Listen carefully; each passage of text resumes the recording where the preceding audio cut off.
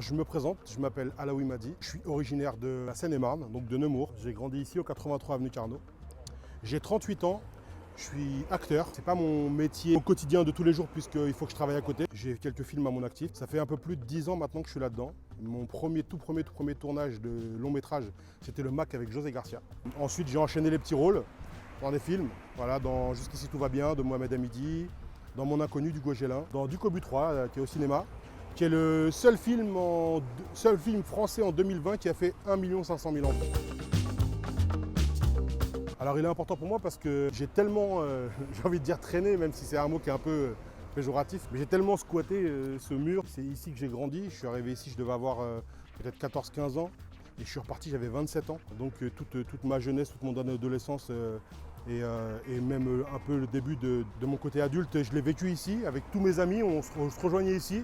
Donc voilà, on est au bord de la Nationale 7, donc c'est très bruyant, vous imaginez bien. Voilà, il n'y avait que du passage, il y avait plein de gens qui s'arrêtaient, on discutait, on se réunissait ici, vraiment, c'était vraiment un endroit de réunion. Et en fait, j'ai tellement squatté ici, c'est ici que je me laissais arriver un peu. Voilà, c'était un peu ici que je me laissais arriver, que à cette époque-là, le cinéma pour moi c'était un peu, c'était pas pour nous, voilà, c'était pas pour moi, c'était pas pour nous, c'était pas pour les gens d'ici. C'était aux Parisiens, c'était aux enfants d'eux, aux fils d'eux, alors qu'au final, bon ben voilà, le temps m'a montré que je pouvais faire des erreurs aussi et que du coup il faut pas simplement, si on veut quelque chose, il faut aller le chercher. Voilà.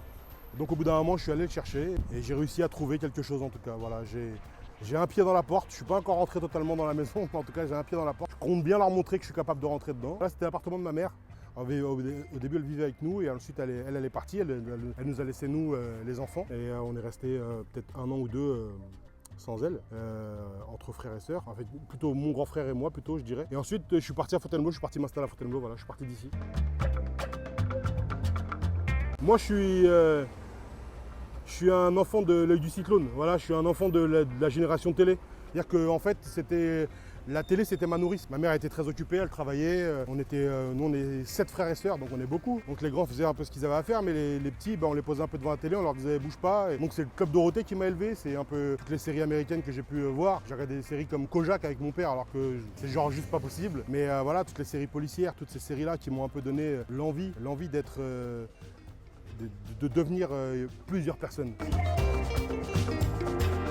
Pour m'installer avec ma copine de l'époque. Je suis parti à Fontainebleau parce que dans le coin, mine de rien, c'est la seule ville qui bouge vraiment. Malheureusement, les villes aux alentours manquent un peu de vie.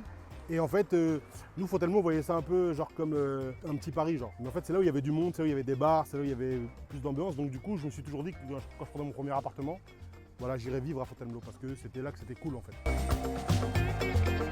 Au début, j'ai travaillé à l'INSEAD en tant que barman d'ailleurs, donc qui est une grosse université. Ensuite, après, de fil en aiguille, j'ai des amis qui m'ont pris dans un bar.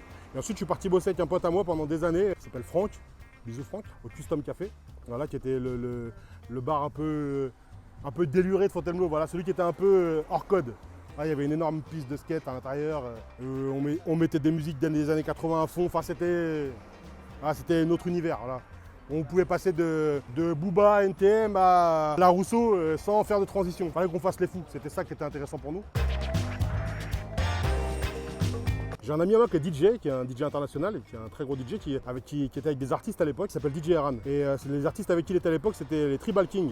Donc on fait un énorme tube qui s'appelait Façon Sexe. Du coup, je faisais de l'accompagnement avec eux sur des clips et sur certains endroits où ils allaient faire du shopping. Et un jour, je suis tombé sur un réalisateur qui, sur un de leurs clips, est venu me voir et qui m'a parlé pendant peut-être 20 minutes en me disant putain, il faut absolument que je te filme, t'as une gueule, t'as un truc, faudrait que tu essaies de faire ça. Je dis mais non, c'est pas pour nous. Et il me dit mais si, t'es fou. Au final, il m'a dit est-ce que je peux prendre ton numéro? Je lui ai dit ouais, pas de problème. Il m'a appelé la semaine d'après, j'ai fait un clip de Cool Chain. Donc le clip s'appelait Je reviens. Et en gros, dans le clip, pareil, je me suis pointé sur le tournage et pareil, le réalisateur est un peu accroché en me disant putain, franchement, mets-toi devant, faudrait que tu fasses des trucs et tout, t'as un look, tes tatouages, ta gueule et tout, faudrait que tu essayes de faire quelque chose. Donc je me suis inscrit sur le site casting.fr à l'époque et j'ai été casté par La Petite Reine, qui est une maison de production qui à l'époque faisait le film Le Mac avec José Garcia. Et c'est comme ça que du coup, je suis resté un peu dans ce truc-là.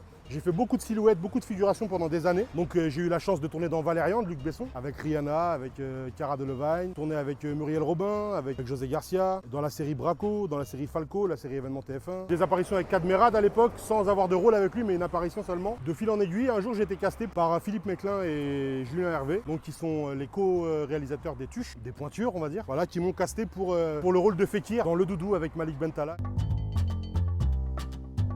Je pensais que j'allais avoir un parcours différent, que j'allais faire d'autres choses. Et maintenant de voir que en gros, même les journaux du coin me suivent, que les gens du coin me suivent, que mes amis m'envoient des snaps, des trucs sur Messenger ou des messages sur Facebook quand ils voient des films où je suis et tout. Vraiment ça me touche, c'est quelque chose qui me donne envie de continuer, même si des fois on a comme tout le monde, je pense, des fois l'envie d'arrêter, de pas continuer. C'est des choses qui donnent de la force. Je vois que je l'ai pas fait pour rien, voilà, que mon travail est un peu valorisé. Voilà, les journaux, j'ai eu 2 articles dans La République, un dans l'Éclaireur. Donc voilà, c'est des choses qui me font plaisir, qui me donnent envie de continuer.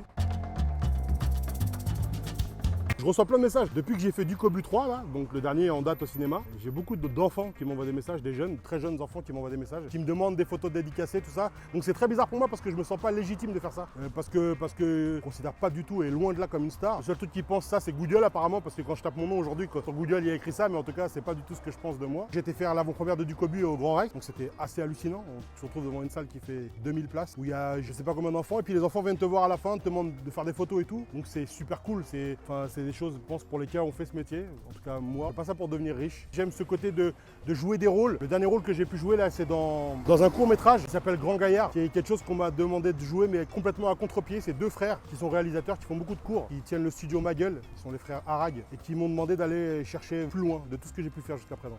C'était très très très dur. Ouais, ça me fait trop bizarre, ça me fait trop bizarre. En vrai, je kiffe, je vais pas mentir, je kiffe parce que quand on voit des sites comme première.fr, comme Allociné, comme maintenant j'ai un Wikipédia, c'est tout con mais j'ai un Wikipédia, mais rien que ça, c'est des choses qui me font kiffer, vraiment. Voilà, j'ai un peu cette espèce de syndrome quand j'étais plus jeune, de la peur de l'oubli, j'avais peur qu'on m'oublie, comme quelqu'un qui a jamais marqué son histoire. Donc c'était toujours un peu compliqué parce que quand on va à l'école, on vous parle toujours des mêmes personnes et on a l'impression qu'il n'y a eu que ces personnes-là sur Terre. Et donc ma peur était un peu d'être oublié. Et j'ai un peu l'impression que j'ai créé mon immortalité avec ça. Du coup, là, je vais vous amener dans un autre endroit qui a beaucoup compté pour moi, qui est dans une autre ville, qui est une ville qui est juste à côté, donc qui est Fontainebleau. Et je vais vous amener dans un bar où j'ai travaillé très longtemps, où j'ai foutu le bordel, où j'ai rigolé, où j'ai chanté, crié, vraiment où c'était le souk. Et je pense que vous allez kiffer, c'est un magnifique endroit. À tout à l'heure.